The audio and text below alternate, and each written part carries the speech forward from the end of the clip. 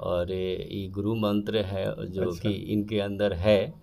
आप शायद पूछ सकते हैं, हम तो अपने मुंह से नहीं बता सकते अब हैं बता जो। दीजिए, वो गुरु मंत्र बता दीजिए, सब लोग सुन ले, जान ले क्या है। गुरु मंत्र यही है कि हम सर ना हमें कभी मतलब वो नहीं होता है कि हमको हमेशा फैमिली की तरह सपोर्ट करते हैं, और मेन गुरु मंत्र यही है। और दूसरा ये है कि सर ने मुझसे कुछ बोला है कि मुझे वो कंप्लीट करना है, और मैंने भी सोचा है कि मैं कंप्लीट करके रहूँगी। वो राज नहीं खुलेगा। नहीं, वो राज नहीं खुलेगा। नमस्कार, मैं अभय पांडे और अभी हम आए हैं तरैया प्रखंड है और नेवारी गांव है शायद।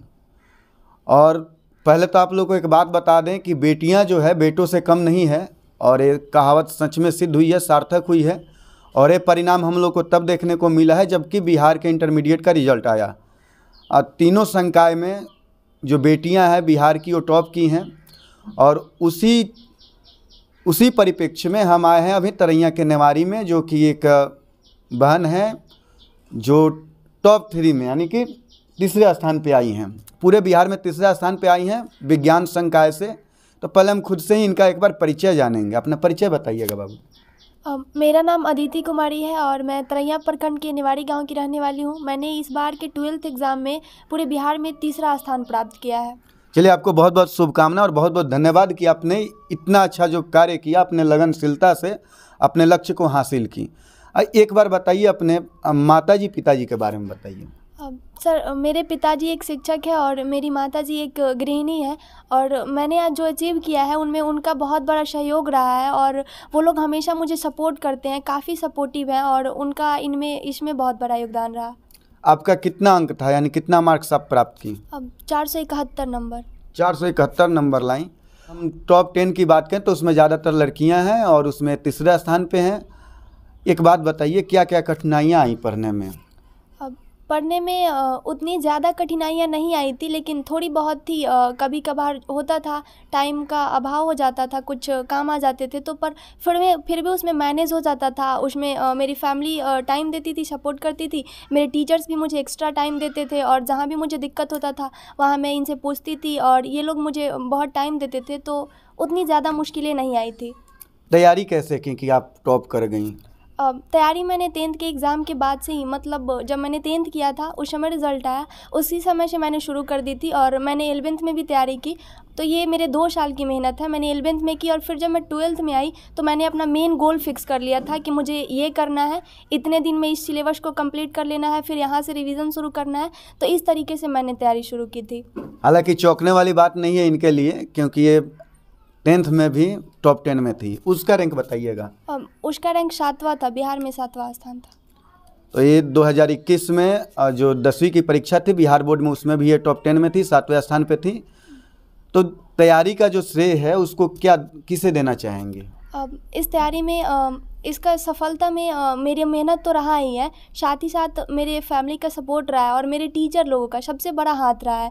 और मुझे लगता है कि शायद मेरे टीचर्स नहीं होते तो मैं कुछ अचीव नहीं कर पाती, क्योंकि बहुत बार ऐसा होता था कि मुझे लगता था कि मुझसे नहीं होगा, तो वहाँ मेरे सर लोग मुझसे बोलते थे कि तुमसे हो जाएगा। मतलब मुझसे ज़्यादा मेरे सर लोगों का भरोसा था, और सिर्फ भरोसा ही नहीं था, सर लोगों ने मुझे गाइडेंस भी किया था।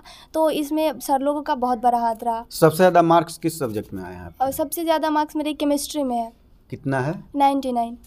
99 केमिस्ट्री में, वाह। अच्छा, आगे क्या करना है आपको? आगे मेरा लक्ष्य सिविल सर्विस करना है, इसके लिए। और पढ़ाई में क्या करना है आगे? ग्रेजुएशन जब करिएगा तभी सिविल सर्विस में जाइएगा, तो ग्रेजुएशन में क्या करना है आपको? ग्रेजुएशन में अभी मैंने कुछ खास प्लान तो नहीं किया है, लेकिन फिर भी ग्रेजुएशन में यहाँ से कहीं बाहर जा कर के अच्छे से पढ़ाई करनी है। जब सिविल सर्विस में जब करिएगा तो उसमें प्रेफरेंस किसको पहले दीजिएगा? मतलब क्या बनना चाहिएगा? बहुत सारे उसमें होते हैं। आईएएस। चलिए, आईएएस बनेंगी और इसके लिए इनको शुभकामना रहेगा, और हमें उम्मीद भी है कि बन जाएंगी। लेकिन इनकी जो तैयारी कर रहे हैं सर से भी पूछेंगे कि कैसा रहा इनके साथ तैयारी का सफ़र, कैसा रहा? सर, एक बार अपना परिचय भी दे दीजिएगा। मेरा नाम मुकेश अभिनंदन हुआ। मैं माँ गायत्री ट्यूटोरियल का व्यवस्थापक हूँ, और इसका बचपन से ही इसमें प्रतिभा था। लेकिन मेरे पास जब से ये पढ़ रही है, जब से मैं इसको जानता हूँ, इसके अनुशासन के आधार पे कहा जाए तो निश्चित है कि ये अच्छे ढंग से तैयारी करती थी। सबसे बड़ी बात था कि इसको टीचर का बात मानना। तो कोई भी बच्चा अगर सफल होता है तो उसमें बात मानना ही एक श्रेय जाता है, और उसके बाद होमवर्क पूरा करना, टाइम टू टाइम होमवर्क इसको पूरा करना, नहीं भी अगर कहा जाता था तो भी पूरा कर लेती थी। अच्छा अदिति, अब तैयारी कैसे करती थी? जैसे जो पढ़ाई का क्या कोई टाइमिंग या क्या रूटीन था आपका?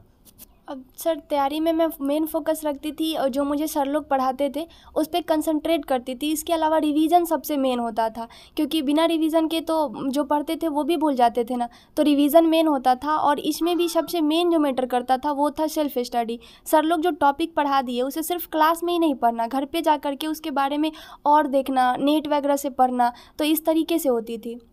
राज क्या है वो आपका, जो मतलब क्या लोगों को बताना चाहिएगा जो छात्र हैं अभी जो तैयारी कर रहे हैं, उनके लिए क्या कुछ टिप्स देना चाहिएगा जिससे वो आगे अच्छा करें?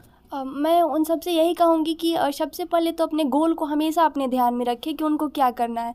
इससे वो भटकेंगे नहीं, और जब गोल मेन होगा तो हमेशा वो ध्यान में रखेंगे। सुबह उठते अपना पहले गोल याद करें और फिर इसके हिसाब से प्लान बनाएं। सबसे मेन होता है सक्सेस का प्लान, तो प्लान बनाएं और वो अपने हिसाब से प्लान बनाएं। उसमें उसे 2 भागों में बांट सकते हैं, जैसे लॉन्ग टर्म प्लान बना ले, फिर शॉर्ट टर्म।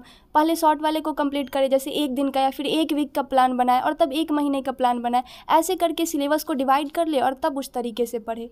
अपने स्कूल के बारे में बताइए, कहाँ से आप, किस स्कूल से हैं आप? मैं मैकडोनाल्ड उच्चतर माध्यमिक विद्यालय से पढ़ाई की हूँ। तरैया में है सर? जी, देवरिया में। और सर के बारे में एक बात बता दें कि मतलब टॉपर देते हैं, तो क्या इसको टॉपर मशीन बोल सकते हैं क्या आपके कोचिंग को? ऐसा तो कहना मुश्किल है, लेकिन मैं 2007 में भी टॉपर दिया था, 12 में भी दिया, और उसके बाद 14-15 में भी दिया था, 19 में भी मैंने बिहार टॉपर दिया, 21 में भी बिहार टॉपर दिया, और अभी वर्तमान समय में 2023 में। लेकिन इस प्रखंड के लिए ये कह सकते हैं कि पहली बार इंटरमीडिएट में किसी बच्ची ने बिहार टॉपर आई है, तो इसी कोचिंग के द्वारा आई है। सर पहले के रिजल्ट हम लोग देखते थे, उसमें टॉप 10 में तो हमारे सारण का नाम ही नहीं होता था, और ये छपरा की बेटी हैं और तरैया के भी हैं, और इन्होंने हम लोग को वैसे स्थान पे रख दिया जहाँ पे हम लोग गर्वान्वित महसूस करते हैं खुद को। तो आपसे एक बात जानना चाहेंगे कि इसका राज क्या है जो आप टॉपर मशीन बना दी हैं कोचिंग को? राज कुछ अब तो मैं बोल नहीं सकता हूँ, राज मेरे ही पास रहेगा।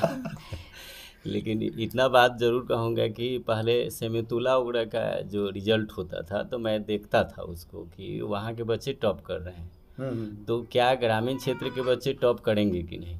तो मैंने उस सिलसिला को, सेमेतुला के सिलसिला को मैंने तोड़ने का प्रयास किया, और उसमें मैंने सफल रहा, और खूब सफल रहा सर। ग्रामीण क्षेत्रों के बच्चों को अक्सर पिछड़ा बोला जाता है जो छात्र होते हैं ग्रामीण परिवेश के, तो आपने अभी बात भी की सिमुलतला वगैरह की। क्या कठिनाई होती है यहाँ के बच्चों के साथ जो कि अच्छा नहीं कर पाते हैं और आगे अच्छा करेंगे, इसके लिए क्या करें? ग्रामीण क्षेत्र के बच्चे पिछड़ा नहीं है, शहरी क्षेत्र के बच्चे पिछड़ा है। क्योंकि हम लोग क्या करते हैं कि ग्रामीण क्षेत्र के बच्चों को पहले उसको बढ़िया से तैयार करते हैं, जब तैयार हो जाता है तो बच्चे शहर चले गए, तो शहर के टीचर को मेहनत नहीं करना पड़ता है, तो वहाँ बच्चे निश्चित तौर पे सफल होते हैं। तो हम लोग को दिखता है कि वहाँ जाने से सफल हो गए, लेकिन सारा तैयारी तो उसका गांव के ही टीचर किए। तो हम तो यही कह सकते हैं कि शहर के ही बच्चे पिछड़ा हुआ है, गांव के बच्चे कभी पिछड़े नहीं हैं। आज भी 80% गांव के ही बच्चे सफल होते हैं, शहरों में जाकर सफल होते हैं। हाँ, शहरों में जाकर सफल होते हैं। तो मैंने आपको बताया कि यहाँ से तैयार होके जाते हैं तब सफल होते हैं। अच्छा, इनको क्या टिप्स देना चाहिएगा अदिति को अब आगे के भविष्य के लिए, क्योंकि आपके पास से इनका सफ़र लगभग समाप्त हो गया, लेकिन मार्गदर्शन का जो सफ़र आपके पास हमेशा के लिए शुरू रहेगा, तो क्या इनको मार्गदर्शन के लिए कुछ शब्द बोलना चाहिएगा? मार्गदर्शन तो इनको मिल चुका है, और ये गुरु मंत्र है जो कि इनके अंदर है। आप शायद पूछ सकते हैं, हम तो अपने मुंह से नहीं बता सकते। बता दीजिए, वो गुरु मंत्र बता दीजिए, सब लोग सुन ले, जान ले क्या है। गुरु मंत्र यही है कि हम सर ना हमें कभी मतलब वो नहीं होता है कि हमको हमेशा फैमिली की तरह सपोर्ट करते हैं। और मेन गुरु मंत्र यही है, और दूसरा ये है कि सर ने मुझसे कुछ बोला है कि मुझे वो कंप्लीट करना है, और मैंने भी सोचा है कि मैं कंप्लीट करके रहूँगी। और राज नहीं खुलेगा। नहीं, वो राज नहीं खुलेगा। अच्छा, आईएएस क्यों बनना चाहती हैं? अब सर इसके बहुत सारे कारण हैं, एक नहीं है। सबसे पहली बात तो यहाँ से, जैसे अभी तक इंटर में कोई टॉप नहीं किया था, उसी तरह इधर से अभी तक कोई निकला नहीं है। तो सबसे पहला तो यही है। और जब से मैं सिंसियर हुई हूँ तभी से देखती हूँ कि उन लोगों की जो पर्सनालिटी होती है, जो एटीट्यूड होता है, वो बहुत अट्रैक्ट करता है सबको, और मेरे को भी करता है। तो इसीलिए मुझे बहुत ज़्यादा इंटरेस्ट है। और फिर वहाँ सर्विस, मतलब सेवा तो करनी ही है देश की, तो इन सारी बातों का इसलिए आपको यूपीएससी क्वालिफाई करना। अच्छा, अदिति के लिए एक स्पेशल बात है कि इनको सम्मानित करने के लिए केएल यूनिवर्सिटी से आए हैं, तो उनके सदस्य हैं केएल यूनिवर्सिटी के, तो वो कुछ कहना चाहेंगे इनके बारे में। यहाँ आ जाइए, तो बताइए क्या कहना चाहिएगा अदिति के लिए। इसको कॉन्ग्रेचुलेशंस देना चाह रहे हैं, ठीक है। और प्लस में मेरी यूनिवर्सिटी की तरफ से एक छोटा सा गिफ्ट है इसके लिए, और मैं तो यही चाहूँगा कि आगे ये और तरक्की करे। चलिए, इसी के साथ हम इस साक्षात्कार को समाप्त करते हैं और अदिति को भी शुभकामना देते हैं।